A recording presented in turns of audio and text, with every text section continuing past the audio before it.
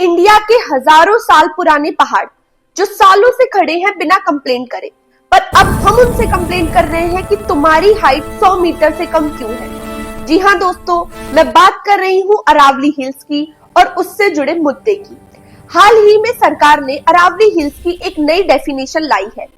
उसके अकॉर्डिंग अगर पहाड़ी की ऊंचाई 100 मीटर से ज्यादा नहीं है तो वो अरावली में काउंट नहीं होगी।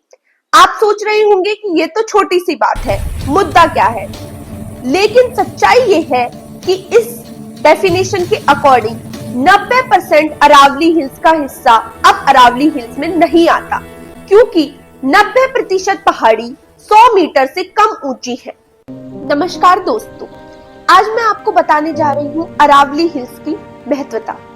अरावली हिल्स भारत की सबसे पुरानी पहाड़ी श्रेणी है, जो कि राजस्थान, हरियाणा और दिल्ली एनसीआर तक फैली हुई है। इनका काम सिर्फ पहाड़ बनना नहीं है, बल्कि रेगिस्तान को फैलने से रोकना, ग्राउंड वाटर को रिचार्ज करना, जानवरों और जंगल की सुरक्षा करना, धूल और पोल्यूशन को कम करना है। सिंपल भाषा में बोले तो अरावली बिना सैलरी के काम करने वाली देश की सबसे लॉयल गार्ड है। तो सरकार की नई डेफिनेशन के अनुसार सिर्फ वही जमीन अरावली हिल्स मानी जाएगी जो अपने आसपास के क्षेत्र से 100 मीटर ऊंची हो। इसका मतलब क्या हुआ?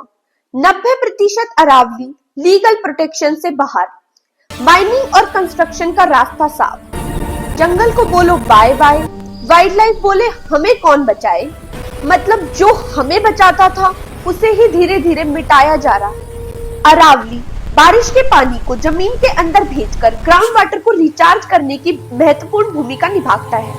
अगर माइनिंग हुई तो ग्राउंड वाटर लेवल और नीचे चला जाएगा। राजस्थान के कई क्षेत्रों में ग्राउंड वाटर ऑलरेडी बहुत नीचे है। इसका असर सिर्फ राजस्थान तक सीमित नहीं है। दिल्ली पहले से ही गैस चैम्बर बन चुका है। वहाँ की हवा में सांस लेना कितना खतरनाक है, इस चीज से सभी लोग वाकिफ होंगे। अरावली धूल के तूफान को रोककर पॉल्यूशन को कम करता है। अगर माइनिंग से अरावली कमजोर हुआ तो पॉल्यूशन और बढ़ेगा। अरावली की माइनिंग का असर सीधा हवा और पानी से जुड़ा हुआ है, पर शायद सरकार सोच रही है कि पानी तो टैंकर से आ जाएगा और हवा पे असर से शायद उनकी मांस की इंडस्ट्रीज बढ़ जाएगी। और सबसे बड़ा खतरा रेगिस्तान के फैलने का खतरा। अगर अरावली कमजोर हुआ तो थार डेजर्ट धीरे धीरे और फैल सकता है।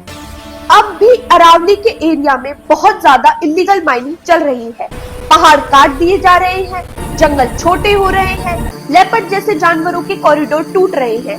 लेपर्ड डेली अपना गूगल मैप अपडेट करने को मजबूर है। इस इशू पर लोग आवाज उठा रहे हैं, एक्सपर्ट्स बोल रहे हैं, एक्टिविस्ट बोल रहे हैं, हैशटैग सेव अरावली जैसे कैंपेन ट्रेंड कर रहे हैं, पर सरकार शायद सोच रही है इतना तो चलता है। अरावली सिर्फ पत्थर का ढेर नहीं, ये हवा, पानी और मौसम का बैकबोन है।